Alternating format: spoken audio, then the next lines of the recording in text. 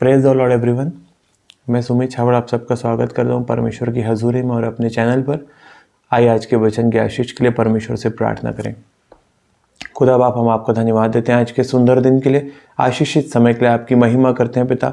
हम प्रार्थना करते हैं आज का वचन लोगों के जीवन में 100 गुना फलों को लेकर के आने पाए, इनके जीवन को ये वचन बदलने वाला होने पाए, अंधकार की शक्तियाँ इन वचनों को चुरा ना सके।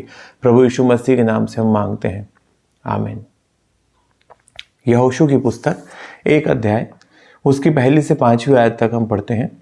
यहोवा के दास मूसा की मृत्यु के बाद यहोवा ने उसके सेवक यहोशू से, जो नून का पुत्र था, कहा, मेरा दास मूसा मर गया है, इसलिए अब तो उठ, कमर बांध और इस भारी प्रजा समेत यरदन पार होकर उस देश को जा जिसे मैं उनको अर्थात इजराइलियों को देता हूँ, उस वचन के अनुसार जो मैंने मूसा से कहा था, अर्थात जिस जिस स्थान पर तुम पाँव धरोगे वह सब मैं तुम्हें दे देता हूँ।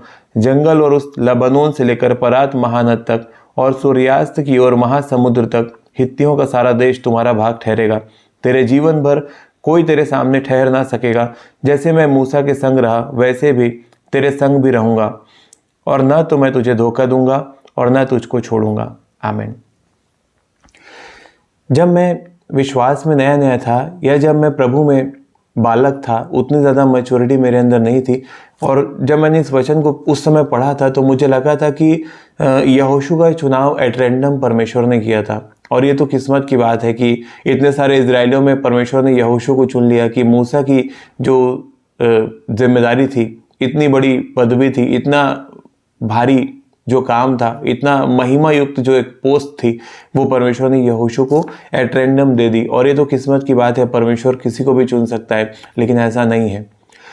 परमेश्वर कभी भी एट रैंडम नहीं चुनता। परमेश्वर किसी व्यक्ति को चुनने से बहुत सालों पहले उसकी तैयारी शुरू कर देता है। बाइबल की डीप स्टडी बताती है कि यहोशू ने मूसा के साथ अत्यधिक समय बिताया था, और यहोशू ने अपने चुने जाने से पहले अपनी विश्वास योग्यता को, प्रभु के प्रति अपने स्वामी भक्ति को, पवित्र आत्मा के लिए समर्पित जीवन को साबित किया था। और बहुत सालों पहले जब परमेश्वर इजराइलियों को मिस्र से कनान की तरफ लेकर के जा रहा था, तो यहोशू ने सारे आश्चर्य कर्म जो परमेश्वर ने रास्ते में दिखाए थे उनको देखा था। यहाँ तक कि जब मूसा सीनै पर्वत के ऊपर परमेश्वर की उपस्थिति में था और सारे इजरायली नीचे मूसा का इंतजार कर रहे थे, तो उस समय भी यहोशू ने मूसा को छोड़ा नहीं था। जब मूसा पर्वत पर परमेश्वर के पास था, मूसा टॉप में था पर्वत के और यहोशू बीच में था, वो नीचे नहीं लौटा था। और उसने पर्वत के बीचों बीच आधे रास्ते में अकेले मूसा का इंतजार किया था। इतनी ज्यादा डेडिकेशन यहोशू ने दिखाई थी अपने जीवन में, और इसीलिए परमेश्वर ने एट रैंडम उसे नहीं चुना। परमेश्वर को पता था वो इतनी बड़ी जिम्मेदारी जिसे दे रहा है वो 100% उसके लिए तैयार हो चुका है। कभी भी परमेश्वर इत्तेफाकन किसी को नहीं चुनता, वो अपने चुने हुए व्यक्ति की तैयारी बहुत पहले शुरू कर देता है। जब दाऊद राजा बनने के लिए जब दाऊद का अभिषेक किया गया तो ये इत्तेफाक नहीं था। उसके सातों भाई बारी बारी से शमूएल के सामने प्रस्तुत किए गए थे, और सातों के सातों गुड लुकिंग थे। ऐसे थे कि उनका अपीयरेंस देख करके उनके सामने आते ही शमूएल को लगा कि हाँ, ये वो व्यक्ति है जिसका चुनाव परमेश्वर ने किया है। लेकिन परमेश्वर ने बोला कि मैंने इसे अयोग्य करार दिया है। आप किसी को कैसे अयोग्य करार दे सकते हो जब तक आपने उसको टेस्ट नहीं किया, जब तक आपने उसकी परीक्षा नहीं ली। अर्थात परमेश्वर ने परीक्षा ली थी दाऊद के भाइयों की भी और दाऊद की भी, और दाऊद अपनी परीक्षाओं में खरा उतरा था, जबकि उसके भाई अपनी परीक्षाओं में अयोग्य करार दिए गए थे परमेश्वर के द्वारा। सबसे मजेदार बात यह है कि ना तो सिलेक्ट होने वाले व्यक्ति को पता होता है, ना ही रिजेक्ट होने वाले व्यक्ति को पता होता है कि मेरी परीक्षा इन दिनों चल रही है, और इसका रिजल्ट जब आगे आएगा समय में तो मैं सिलेक्ट होने वाला हूँ या मैं रिजेक्ट होने वाला हूँ, किसी को भी पता नहीं होता।